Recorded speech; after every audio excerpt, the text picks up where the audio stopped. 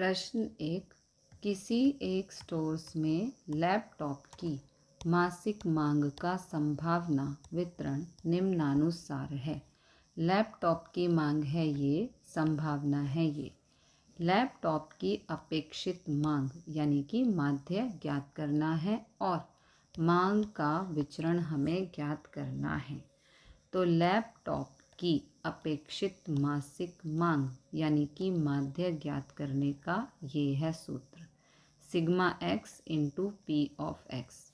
इन values को इन values के साथ गुणा करना है। ओके, तो 1 गुणा दिस ये रहा, 2 गुणा दिस ये रहा, 3 गुणा दिस ये रहा, 4 गुणा दिस ये रहा, 5 गुणा दिस ये रहा और 6 गुणा दिस ये रहा। ओके, अब सभी को मल्टीप्लाई कर देंगे। इन दोनों को मल्टीप्लाई करके ये आंसर, इनको मल्टीप्लाई करके ये आंसर, इनको मल्टीप्लाई करके ये आंसर, इनको मल्टीप्लाई करके ये आंसर, इनको मल्टीप्लाई करके ये आंसर और इनको मल्टीप्लाई करके ये आंसर आता है। अब सभी को ऐड करना है। एडिशन है 3.62।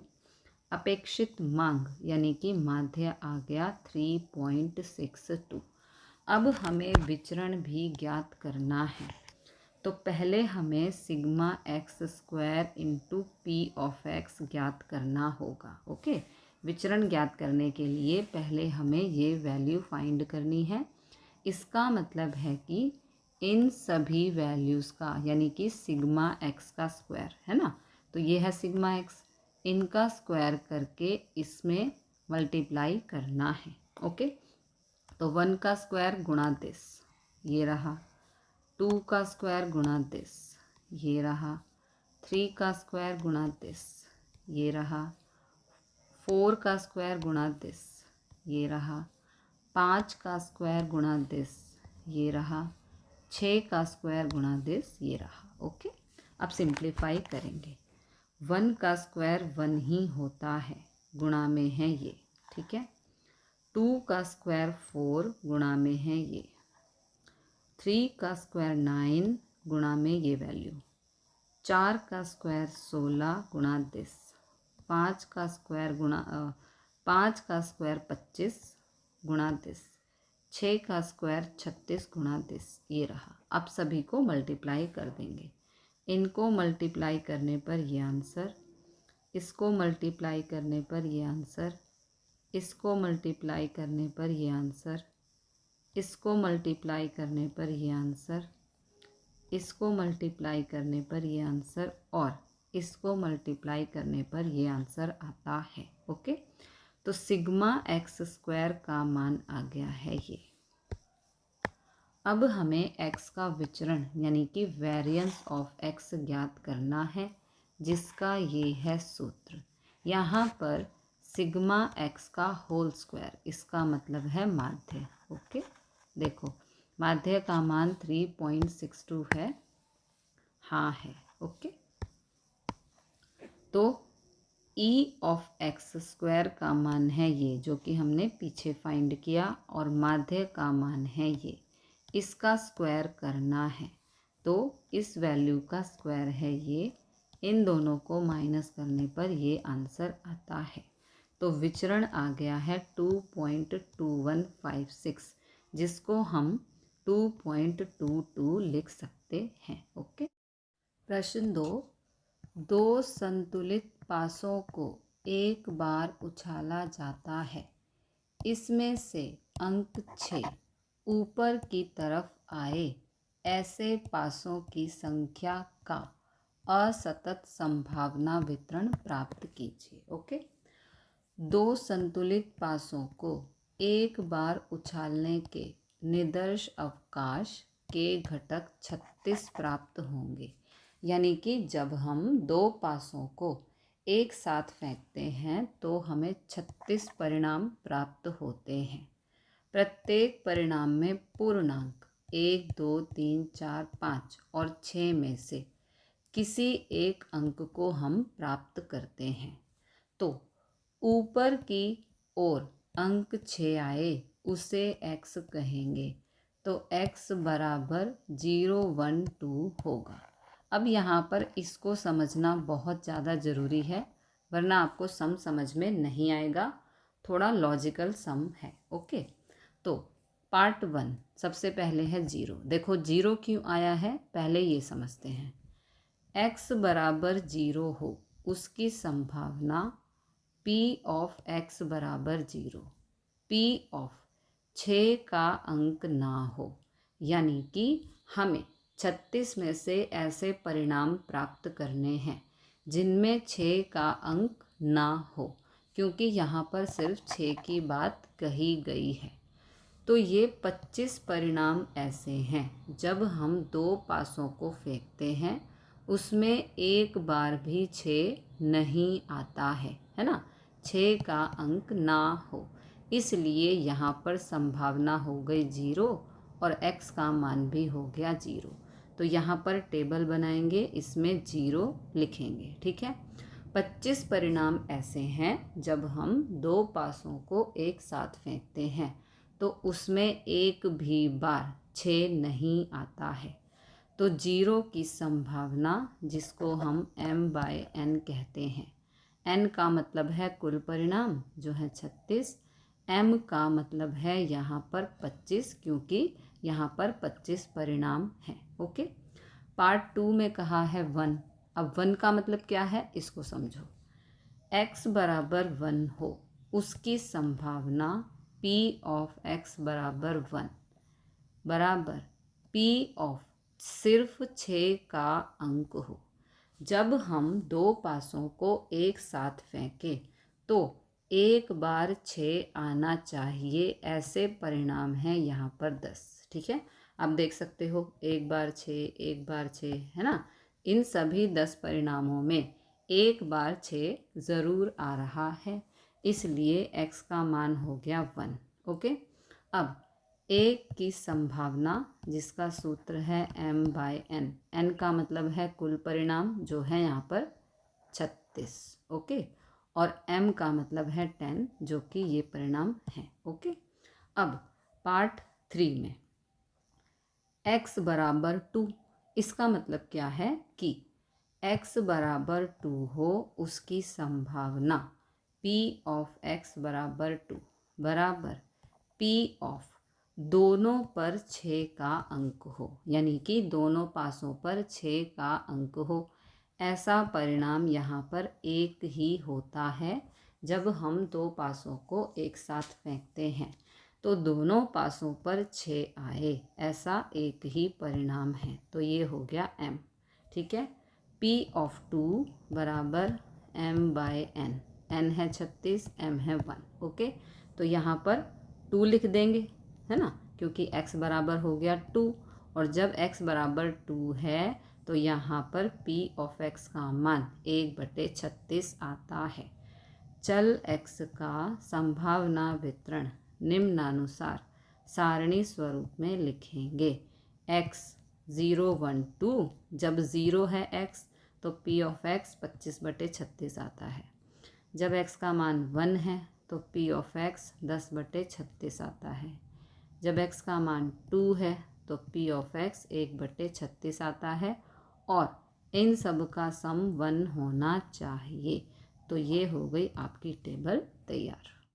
प्रश्न 3, 50 वर्ष की उम्र वाली किसी भी व्यक्ति की 1 वर्ष के दौरान मृत्यु हो उसकी संभावना 0.01 हो तो ऐसी 5 व्यक्तियों के एक समूह में से पार्ट 1 में हमें बताना है किसी भी व्यक्ति की 1 वर्ष में मृत्यु ना हो। खास ध्यान रखना है कि यहाँ पर ना लिखा है। ओके, 1 वर्ष के दौरान अवसान हो जाए उसे सफलता मानने पर, कोई भी काम जब यहाँ पर होता हुआ दिखाई दे उसे हम सफलता कहेंगे। ओके, तो अवसान हो जाए उसे सफलता मानने पर, सफलता का मतलब है p। ओके, तो p का मान 0.01 दिया गया है।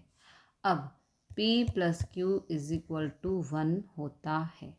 तो ये है सफलता, यानी कि P का मान हमारे पास है, Q का मान हमें फाइंड करना है। तो P को इस तरफ शिफ्ट करने पर ये -P हो जाएगा। P का मान है ये, माइनस करने पर 0.99 आंसर आता है। Q का मान हो गया 0.99। N बराबर है 5, क्योंकि यहाँ पर कुल 5 व्यक्ति दिए हैं, तो N का मान हो गया 5। ओके, अब पार्ट 1 के लिए, कोई भी व्यक्ति 1 वर्ष में अवसान ना हो, यानी कि मृत्यु ना हो। अब मृत्यु ना हो इसलिए x बराबर आ जाएगा 0, है ना। वैसे तो कुल 5 व्यक्ति हैं, लेकिन ये कह रहा है कि कोई भी मृत्यु नहीं होनी चाहिए, तो x बराबर आ जाएगा 0, क्योंकि 5 में से एक भी व्यक्ति यहाँ पर नहीं मर रहा है, तो x का मान आ गया 0। ओके, अब ये सभी वैल्यूज़ को हमें इस सूत्र में रखना है, ठीक है। तो P ऑफ x का मान है 0, NC n का मान है 5, x का मान है 0, P का मान है 0.01, Q का मान है 0.99, यहाँ पर x है, x का मान है 0। ओके, Q का मान है 0.99, n माइनस x, यानी कि n का मान है 5 और x का मान है 0। नाउ सिंप्लीफाई, 5 से 0 का मान 1, 0.01 की घात 0 है। किसी भी नंबर की घात 0 होती है तो वो 1 होता है। 5 माइनस 0 करने पर 5 आता है।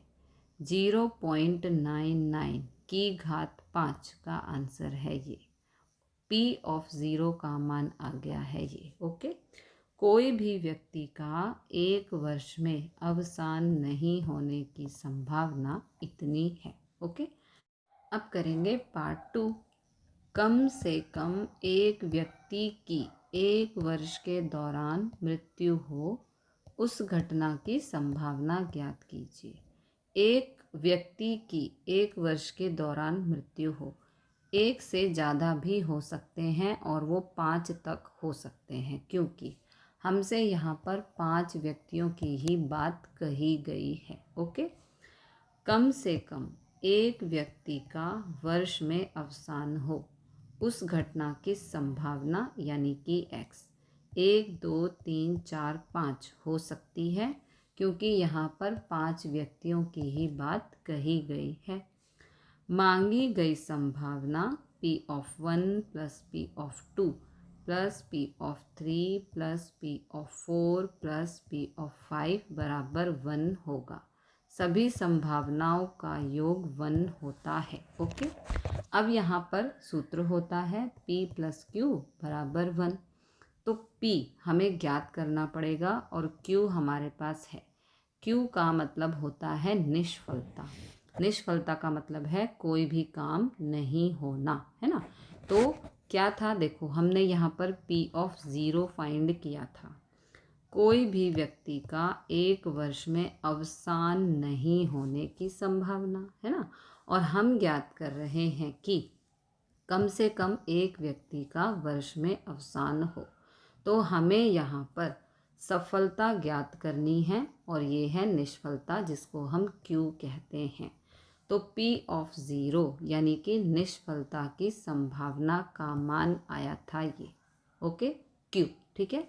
तो P प्लस Q बराबर 1, P हमें ज्ञात करना है, Q को हम इस तरफ शिफ्ट करेंगे तो माइनस हो जाएगा, और Q का मतलब है यहाँ पर P ऑफ 0, अवसान नहीं होने की संभावना को हम यहाँ पर Q कहेंगे।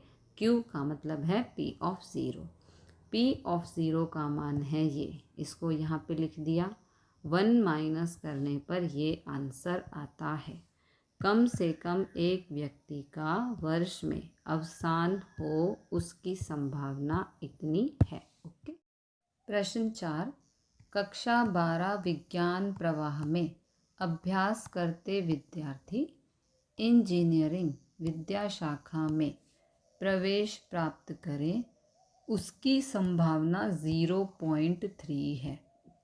ऐसे विद्यार्थियों के न्यादर्श जांच में 5 विद्यार्थी यादृच्छिक रीति से चयन किए जाते हैं, तो उनमें से इंजीनियरिंग विद्या शाखा में प्रवेश लेने वाले विद्यार्थियों की संख्या इंजीनियरिंग विद्या शाखा में प्रवेश न लेने वाले विद्यार्थियों की संख्या से अधिक हो, उस घटना की संभावना ज्ञात कीजिए। विद्यार्थी इंजीनियरिंग विद्या शाखा में प्रवेश प्राप्त करें, उसकी संभावना को सफलता मानने पर, सफलता का मतलब है P बराबर 0.3। अब हमें पता है कि P + Q बराबर 1 होता है। ओके, हमारे पास P का मान है, हमें Q ज्ञात करना है। तो P को इस तरफ शिफ्ट करने पर -P हो जाएगा। P का मान है 0.3, माइनस करने पर 0.7 आता है। ये आ गया Q का मान। ओके, 5 विद्यार्थियों का यादृच्छिक रीति से चयन किया जाता है, तो n बराबर हो गया 5, क्योंकि हमें यहाँ पर विद्यार्थी 5 दिए गए हैं।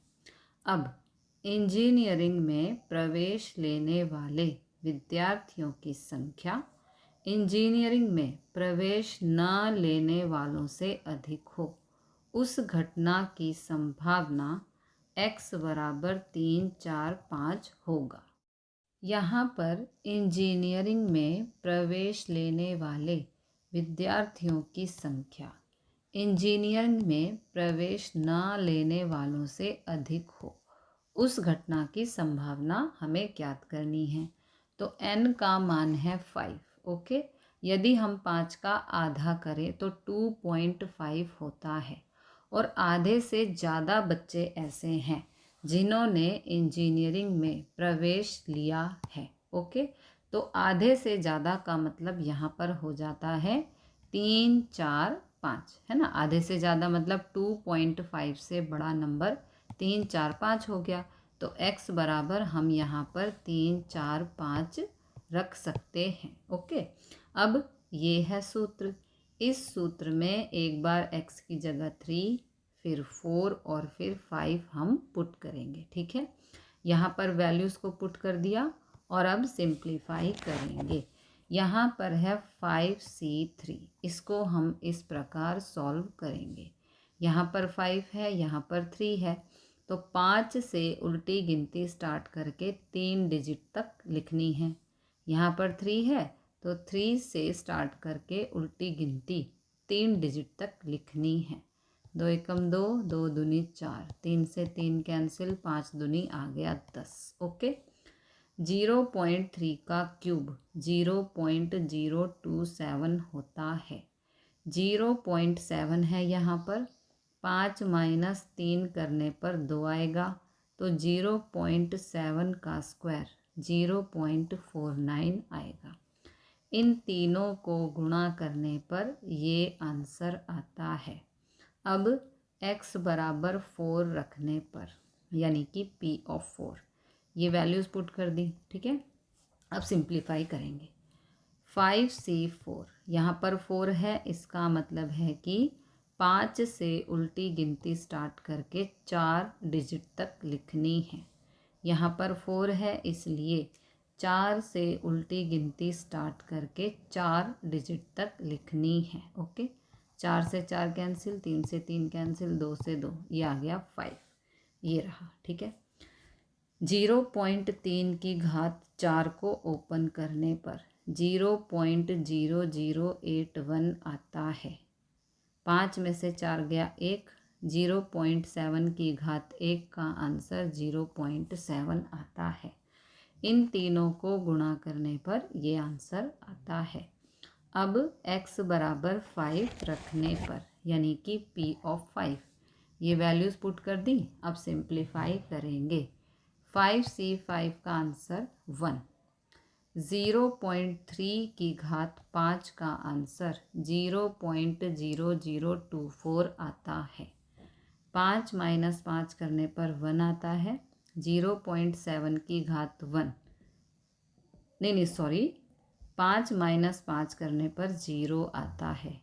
किसी भी नंबर की घात 0 हो तो वो 1 होता है। इसका आंसर आ गया ये। ओके, अब तीनों को ऐड कर देंगे तो ये और ये, इन तीनों को प्लस करने पर ये आंसर आता है। इंजीनियरिंग में प्रवेश लेने वाले विद्यार्थियों की संख्या इंजीनियरिंग विद्या शाखा में प्रवेश न लेने वाले विद्यार्थियों से अधिक होने की संभावना इतनी है। ओके, यहाँ x बराबर 3, 4, 5 हमने रखा है। इसे आप एक तरीके से और भी समझ सकते हो। x बड़ा और बराबर होना चाहिए 3 से। यहाँ पर जो कुल विद्यार्थी हैं वो है 5, तो 3 से बड़े नंबर हो गए 4 और 5, और क्योंकि बराबर का निशान है तो 3 को भी हमें लेना पड़ेगा। तो x बड़ा होना चाहिए 3 से, यानी कि 4, 5, और बराबर होना चाहिए 3 के, तो 3 को भी हमें लेना पड़ेगा। आधे से ज़्यादा स्टूडेंट ऐसे हैं जिन्होंने इंजीनियरिंग में प्रवेश लेने वालों विद्यार्थियों की संख्या ज़्यादा है किससे? न लेने वालों से, है ना, न लेने वालों से अधिक है। तो n यानी कि 5 का आधा हो गया 2.5, है ना। 2.5 से ज़्यादा बड़ा नंबर हम यहाँ पर 3, 4 और 5 ले सकते हैं। ओके, इस स्टेटमेंट का यहाँ पर ये मतलब है कि इंजीनियरिंग में प्रवेश लेने वाले विद्यार्थियों की संख्या ज़्यादा है ना। देखो, इंजीनियरिंग में प्रवेश लेने वाले विद्यार्थियों की संख्या इंजीनियरिंग में प्रवेश न लेने वालों से अधिक है, यानी कि बच्चे जो हैं, विद्यार्थी बहुत इंटेलिजेंट हैं, इसलिए ज़्यादा बच्चों ने इंजीनियरिंग में प्रवेश लिया है और कम बच्चों ने प्रवेश नहीं लिया है। कहाँ? इंजीनियरिंग में। ओके, प्रश्न 5, एक पुल पर विमान में से फेंके गए बम पुल पर गिरे, उसकी संभावना 1/5 है। पुल का विनाश करने हेतु 2 बम आवश्यक हैं, 2 से ज़्यादा भी हो सकते हैं। यदि पुल पर 6 बम फेंका जाए तो पुल का विनाश होने की संभावना ज्ञात कीजिए। ओके, पुल पर विमान में से फेंके गए बम गिरे, उसकी संभावना को सफलता गिने तो ये हो गया P का मान। अब P + Q बराबर 1 होता है। हमारे पास P का मान है, हमें Q ज्ञात करना है, तो 1, ये +P है, इधर आके -P हो जाएगा। ओके, P का मान है 1/5, 5 एकम 5 -1 करने पर 4/5 होता है। ये आ गया है Q का मान। यहाँ पर n बराबर है 6। ओके, तो अब पुल का विनाश करने हेतु 2 बम आवश्यक हैं, मतलब कि कम से कम 2 बम तो चाहिए, 2 से ज़्यादा भी हो सकते हैं। हमें यहाँ पर 6 बम दिए गए हैं, तो इसलिए पुल का विनाश के लिए 2, 3, 4, 5, 6 बम गिरे तो विनाश होगा। मांगी गई संभावना हो गई x is greater than equal to 2। देखो, इसका क्या मतलब है कि x का मान 2 भी होना चाहिए क्योंकि बराबर का निशान है, और 2 से बड़े होने चाहिए क्योंकि यहाँ पर कहा है कि पुल को बर्बाद करने के लिए 2 बम चाहिए, 2 से ज़्यादा भी हो सकते हैं। कुल बम है 6। ओके, तो P of 2, P of 3, P of 4, P of 5, P of 6 is equal to 1 होता है। सभी संभावनाओं का योग 1 होता है। अब जो बचे हुई संभावना है उसको यहाँ पर माइनस करना होगा।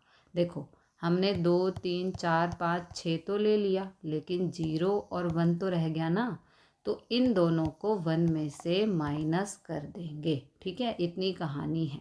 एक बार दोबारा समझते हैं। 2 बम आवश्यक हैं पुल को तोड़ने के लिए या ख़त्म करने के लिए। 2 से ज़्यादा भी हो सकते हैं। ओके, इसलिए x का मान x is greater than equal to 2 है। कुल 6 बम हैं, इसलिए यहाँ पर 6। अब यहाँ पर जो बच गया है वो 0 और 1 की संभावना बच गई है। तो 0 और 1 की संभावना को 1 में से माइनस कर देंगे। ओके, अब ये है द्विपद संभावना का सूत्र। यहाँ पर वैल्यूज़ पुट करके सिंप्लीफाई करेंगे। ओके, P ऑफ 0 यानी कि x का मान है 0, तो x की जगह 0 और x की जगह 0। P का मान है 1/5, यहाँ P है ना, P का मान 1/5, Q का मान 4/5, यहाँ है n-6, इसका मतलब है n का मान है 6, x का मान है 0। अब सिंप्लीफाई करेंगे। 6c0 का मान 1, 1/5 की घात 0 है। किसी भी नंबर की घात 0 हो तो वो 1 ही होता है। 6 माइनस 0 करने पर 6 आता है। ओके, तो 4 की घात 6 का आंसर है ये, 5 की घात 6 का आंसर है ये। ओके, अब ये आ गया P ऑफ 0 का मान। इसी प्रकार P ऑफ 1, x की जगह 1 पुट करना है। तो देखो 6c1 का आंसर है 6, 1/5 की घात 1 का आंसर है 1/5। 6 माइनस 4 करने पर 2 होता है। सॉरी, ये 1 है ना, हाँ सॉरी, x की जगह 1 है तो ये x की जगह 1। 6 माइनस 1 करने पर 5 आता है। 4 की घात 5 का आंसर ये है, 5 की घात 5 का आंसर ये है। अब इनको सिंप्लीफाई नहीं किया गया है, ये रहा। इनको सिंप्लीफाई करने पर ये आंसर आता है। ओके, तो अब 1 माइनस दिस, P ऑफ 0 का मान है ये, P ऑफ 1 का मान है ये। इन दोनों को प्लस करके 1 में से माइनस करना है। तो दोनों का डिनोमिनेटर सेम है, तो यहाँ लिख देंगे। इसको और इसको प्लस करने पर ये आता है। ओके, अब एलसीएम 15,625 एक कम, 15,625 यहाँ माइनस और यहाँ पर ये वैल्यू, इसमें से इसको माइनस करने पर ये आंसर, कैंसिल करने पर ये आंसर आता है। पुल का विनाश होने की संभावना इतनी है, यानी कि इसका आंसर। ओके, ये है जो हमने फाइंड किया, इसका आंसर है। इसका मतलब ये है कि पुल का विनाश होने की संभावना इतनी, जो हमने यहाँ लिखी थी कि x is greater than equal to 2 है, उसका आंसर है ये। प्रश्न 6, एक निश्चित परीक्षा में सामान्य रीति से 40% विद्यार्थी अनुत्तीर्ण होते हैं, यानी कि फेल होते हैं। 6 विद्यार्थियों के एक समूह में से कम 4 विद्यार्थी एक परीक्षा में उत्तीर्ण हो, उसकी संभावना ज्ञात कीजिए। ओके, उत्तीर्ण हो उसे सफलता गिनने पर उत्तीर्ण बराबर P बनेगा। अनुत्तीर्ण हो यानी कि फेल हो उसे निष्फलता Q मानने पर Q बराबर 40/100, यहाँ पर 40% दिया है, तो 0.4 हो जाएगा Q का मान। अब P प्लस Q बराबर 1 होता है। हमारे पास यहाँ पर Q का मान है, हमें P ज्ञात करना है, तो Q को इस तरफ शिफ्ट करेंगे तो माइनस का हो जाएगा। Q का मान है 0.4, माइनस करने पर 0.6 आता है। ये आ गया P का मान। n बराबर है 6, क्योंकि यहाँ पर 6 विद्यार्थियों का एक समूह दिया है, तो n बराबर है 6। कम से कम 4 विद्यार्थी, 4 से ज़्यादा भी हो सकते हैं, कम से कम 4 विद्यार्थी एक परीक्षा में उत्तीर्ण हों, अर्थात P of x is greater than equal to 4, है ना। इसने क्या कहा है, कम से कम 4 विद्यार्थी, तो x जो है वो बड़ा और बराबर है 4 का। ओके, यहाँ पर कुल 6 विद्यार्थी हैं, तो x का मान हो जाएगा 4, 5, 6। ठीक है, अब x की जगह 4, 5, 6 वैल्यू पुट करके हम द्विपद संभावना वितरण के सूत्र में वैल्यू पुट करेंगे। तो यहाँ पर वैल्यूज पुट कर दी। अब यहाँ पर है 6C4, इसका आंसर 6C4, यहाँ पर 4 है, इसका मतलब 6 से उल्टी गिनती स्टार्ट करके 4 डिजिट तक लिखनी है, क्योंकि यहाँ 4 है ना। अब यहाँ 4 है, इसलिए 4 से उल्टी गिनती स्टार्ट करके 4 डिजिट तक लिखनी है। 4 से 4 कैंसिल, 3 से 3 कैंसिल, 2 एकम 2, 2 तिया 6, 3 पंजे हो गया 15, यह आ गया 15। ओके, 0.6 की घात 4 का आंसर ये है।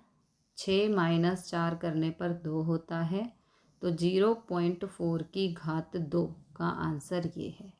इन तीनों को गुणा करने पर ये आंसर आता है। ओके, अब x की जगह 5 पुट करके ये वैल्यूज़ पुट करनी है और इसको सिंप्लीफाई करना है।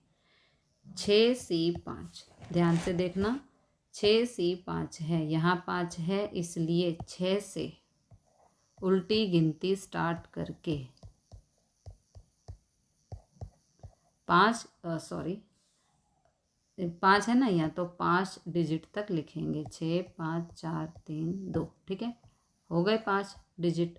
अब यहाँ पर क्योंकि 5 है, तो 5 से उल्टी गिनती स्टार्ट करके 5 डिजिट तक लिखेंगे। ठीक है, ऐसे सॉल्व करते हैं। 2 से 2 कट, 3 से 3 कट, 4 से 4 कट, 5 से 5 कट। कितना आंसर आ गया? इसका आंसर आ गया 6। ओके, अब 0.6 की घात 5 का आंसर है ये। 6 माइनस 5 1 होता है, तो 0.4 की घात 1 का आंसर है ये। इन तीनों को गुणा करने पर ये आंसर आता है। 6C6 का आंसर 1, 0.6 की घात 6 का आंसर ये। 6 में से 6 गया 0, किसी भी नंबर की घात 0 हो तो वो 1 हो जाता है, तो इसका मान है 1, जो यहाँ पर नहीं लिखा है। तो ये आ गया आंसर। अब इन तीनों को प्लस कर देंगे तो ये आंसर आएगा। कम से कम 4 विद्यार्थी उत्तीर्ण हो, उसकी संभावना इतनी है। ओके, प्रश्न 7, एक बॉक्स में 3 लाल और 4 सफ़ेद गेंद हैं।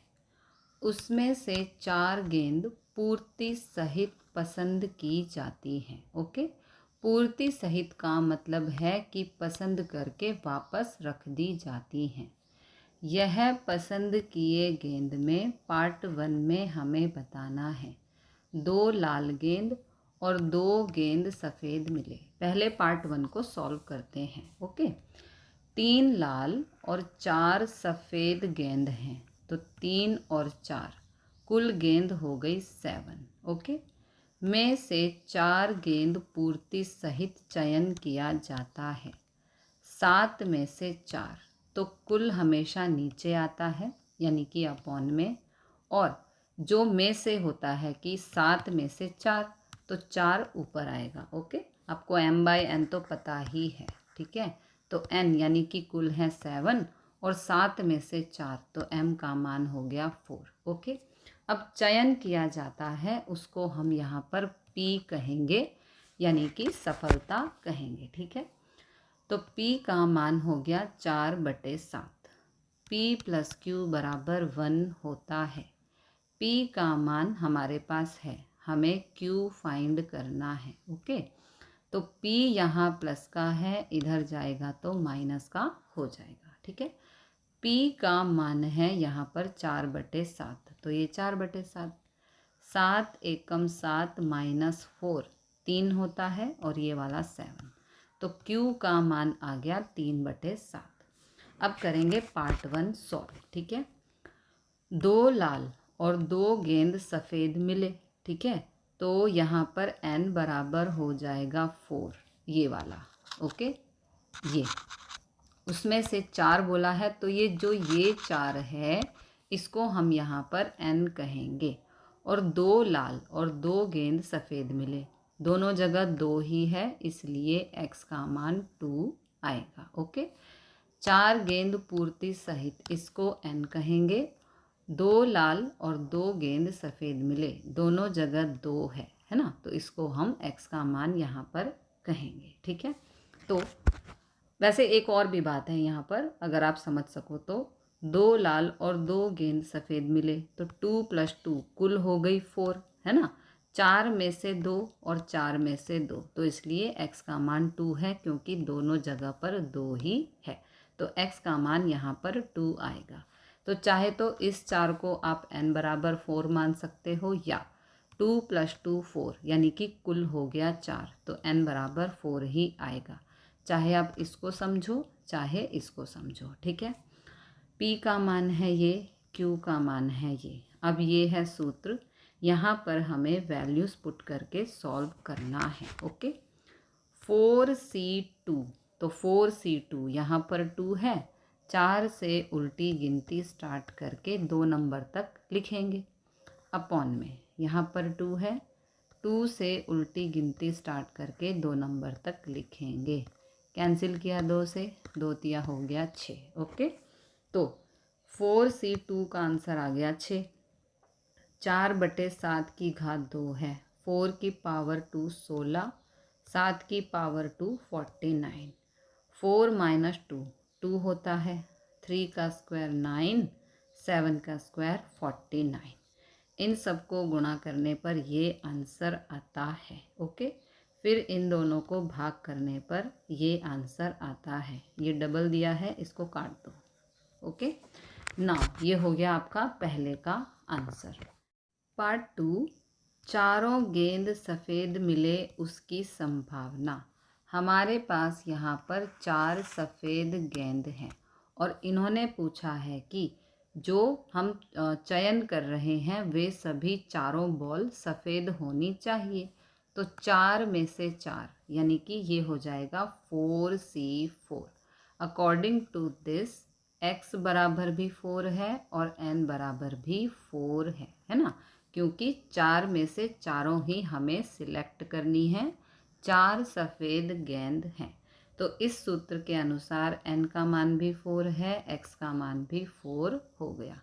ये p का मान, ये q का मान, है ना। यहाँ पर p, यहाँ पर q, यहाँ पर x और यहाँ पर n-x वैल्यूज़ पुट हो चुकी हैं। अब इसको सिंप्लीफाई करते हैं।